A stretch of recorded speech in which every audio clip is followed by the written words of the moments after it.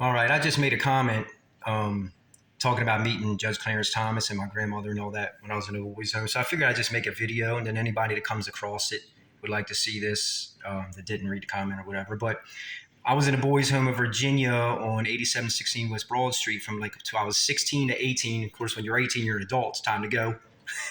So this is like right before I was leaving. My grandmother came up for the last progress report.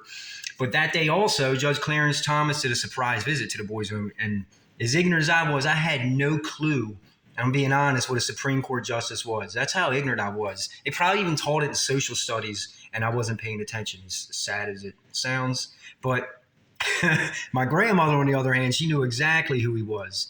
She was a strong conservative Christian. She passed away years ago. So when she was before she came up to, drove from Mechanicsville to Richmond, I told her on the phone, hey, some guy named Judge Clarence Thomas is here. And she was like, no, he's not. She just didn't believe me. I don't blame her, you know. So when she got there, she seen that it was true. And you could see the smile on her face. Huge smile. She was so happy. She talked about this for months. Like it made her year. And looking back, I'm so thankful for this moment for her, more so to me, because she knew who he was and really looked up to him. Deservedly so. And the thing about this is this guy, he didn't have any cameras or nothing like that. It wasn't for like political show or just, to make himself look good. He just had his bodyguards. And to me, it was genuine because he walked around to the different cottages and just sat and talked to the kids and let them know that, this is just a part of your life and it don't have to define you, and stay positive and move on to bigger, better things, and he was right. He was there just to give us that message, but he was such a down to earth person.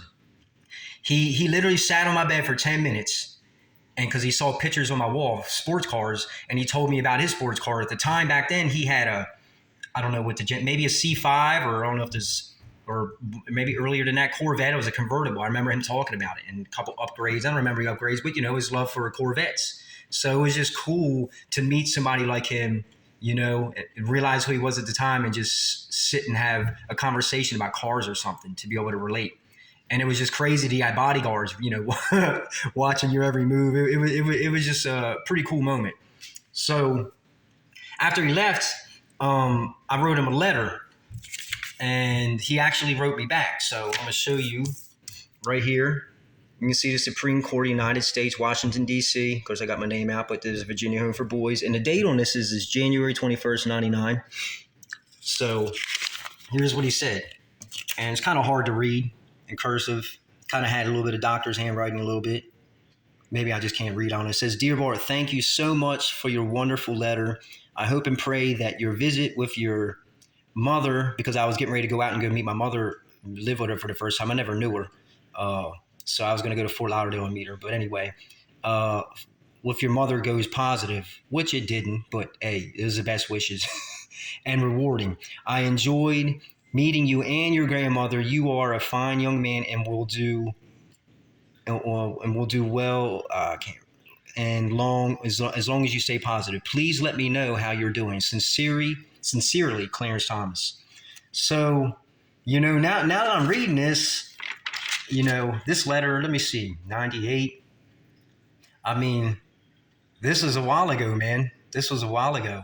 Wow, this is over 20 years ago. So I should if I show him this picture, I probably will write him back, and I'm going to send him this picture and let him know that, I am doing okay. I actually went into the Army, and, I had my opinions on that, and went to OIF 1 in war, and, don't want to get into all that, but, I tried to do the right thing and this and that and whatever. I ain't getting into all that. But point is I should probably write him back, and show him this picture and just thank him for standing up for the Constitution.